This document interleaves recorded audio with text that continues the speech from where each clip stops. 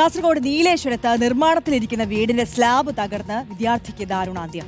അബ്ദുൾ ഗഫൂർ സൈനബ ദമ്പതികളുടെ മകൻ മുഹമ്മദ് റബിനാണ് മരിച്ചത്. പരിക്കേറ്റ കുട്ടിയെ ഉടൻ ആശുപത്രിയിൽ എത്തിച്ചുവെങ്കിലും ജീവൻ രക്ഷിക്കാനായില്ല. അരുൺ പൂപ്പറമ്പ വിവരങ്ങളുമായി ചേരുകയാണ്. അരുൺ, അതിദാരുണമായ വാർത്ത, വിശദാംശങ്ങൾ. ആര്യ, വൈകിട്ട് 6 മണിയോടെയാണ് ഈ ദാരുണമായിട്ടുള്ള സംഭവം ഉണ്ടായത്.